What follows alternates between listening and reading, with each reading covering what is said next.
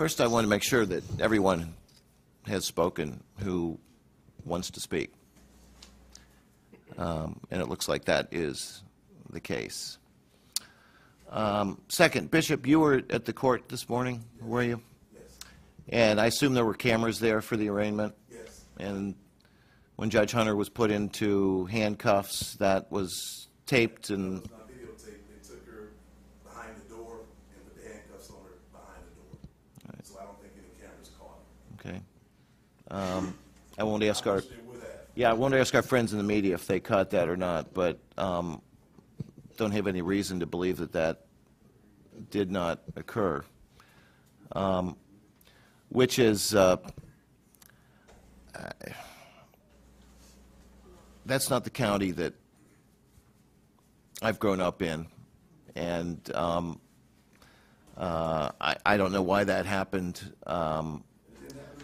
But it didn't happen originally, and it's unfortunate, very unfortunate that that happened.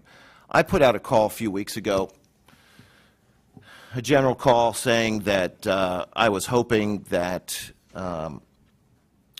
the prosecutor's office would decide that enough had been done and that we did not need to move forward as a county in continuing prosecution of Judge Hunter in the form of a new trial, or now what seems to be a new count that is the same as the old counts, a trial that is scheduled to happen this summer, and that as I've looked at this, I can't see is likely to generate anything new in terms of result. We've had a trial. There's been a finding by the jury. The case is on appeal. I should let the process run its course, and that's that. I'm very concerned about the expenditure of money on this. Amounts that continue to rise and will continue to rise. There's always the exercise of prosecutorial discretion in whether to do something or not to do something. There are a lot of issues that go into whether that discretion should be exercised in favor of further prosecution or not.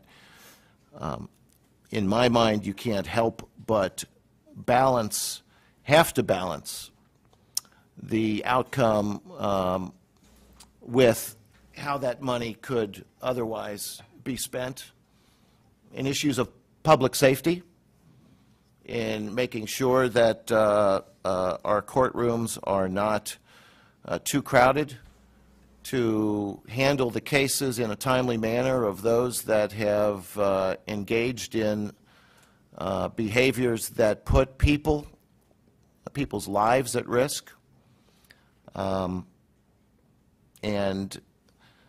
instead an awful lot of money, it looks like, is going to be spent again. I've been asked a variety of questions by citizens in this case. I guess I've become the focal point for the asking of those questions, in part because I am an attorney, and I think that people have made the calculation that because I'm an attorney, and Mr. Hartman knows this because he's an attorney also, that if we're put on notice as to certain issues, that we cannot ignore them as lawyers.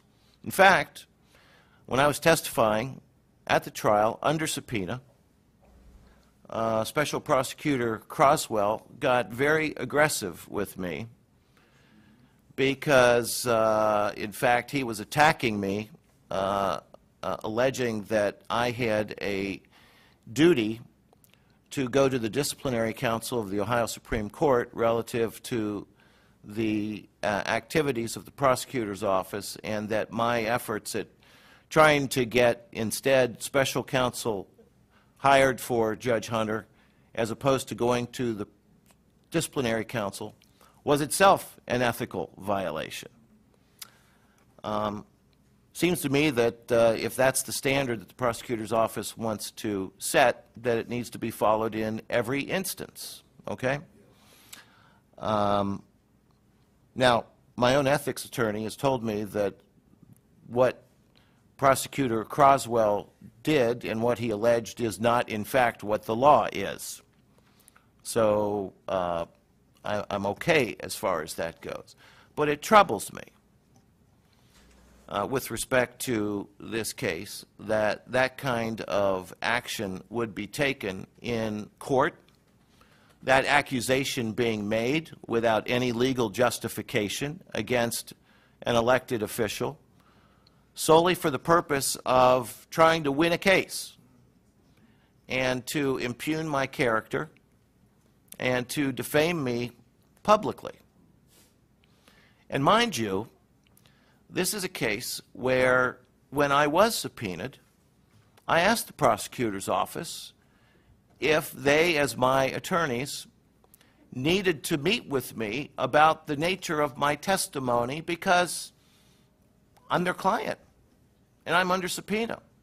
And I said, you know, it strikes me that wouldn't you want to know what you think I'm going to be asked or what questions might be put and what my answers might be.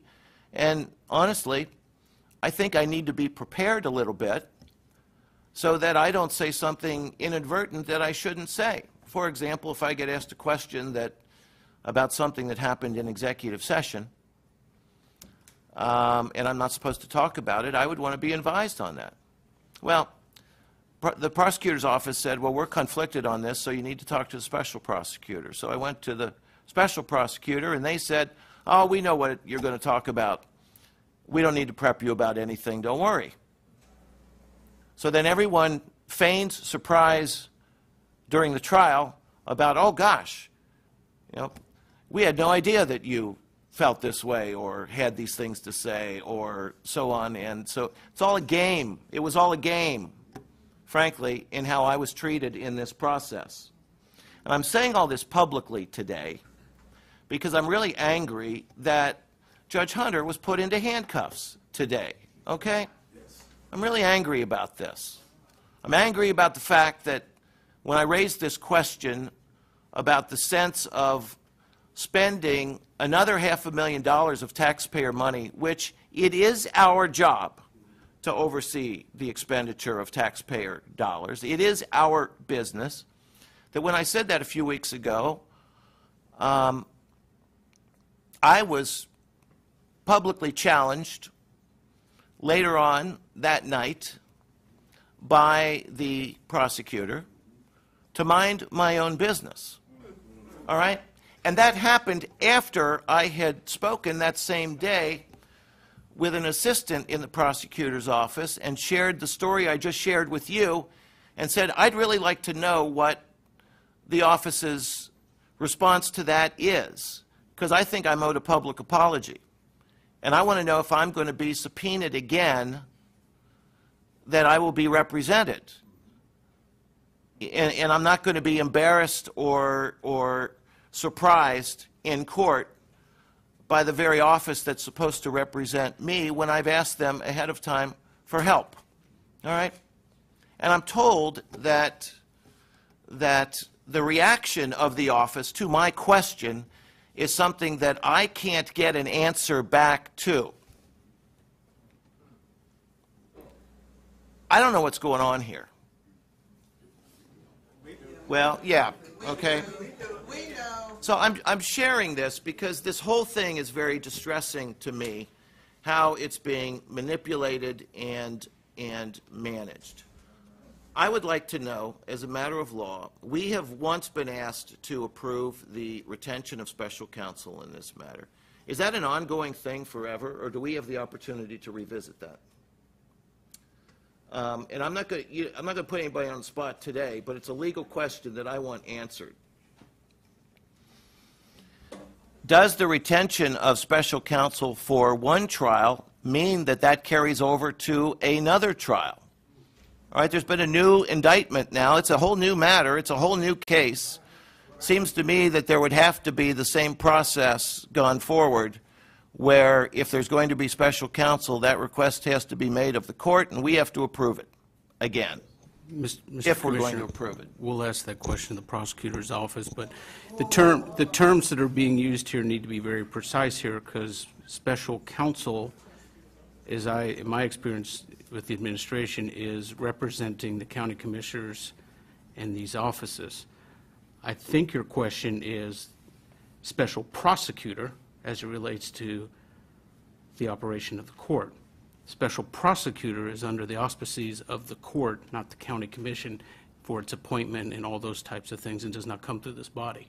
So if your question is it relates to special counsel, we can answer that question. If it's a question of special prosecutor, that's controlled by the courts, not the county commission. Okay, well, here's the deal, and I'll speak plainly, because I've asked way too many questions in my 14 years as county commissioner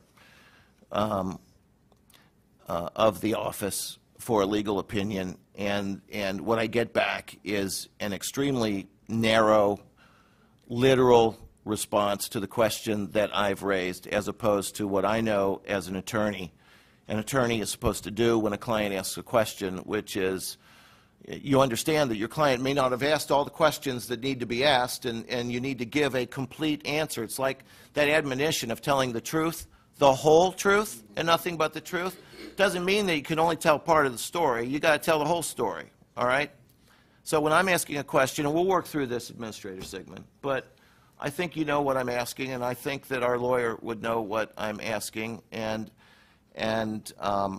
whether we can get the opinion that we need from our statutory counsel, or whether we need our own outside counsel to give us an independent answer to the question that I've raised relative to that, relative to whether this board has the authority to withhold funding for this type of matter, and so on. Those are the questions that need to be asked, and I am asking them. I am asking them.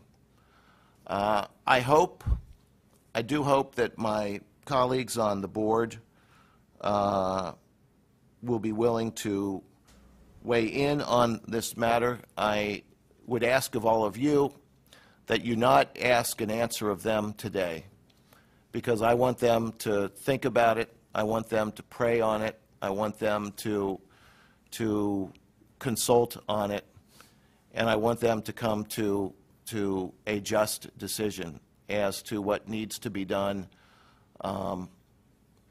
and to act as we are as commissioners, the entities that are called upon to adopt a budget, the entities that are called on to do certain things, the body that is the policy body is supposed to speak for on matters of policy for Hamilton County on this issue.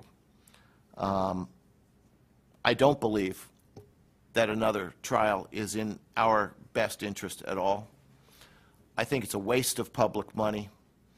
I think if we can prevent that waste, we should. I alone can't do it.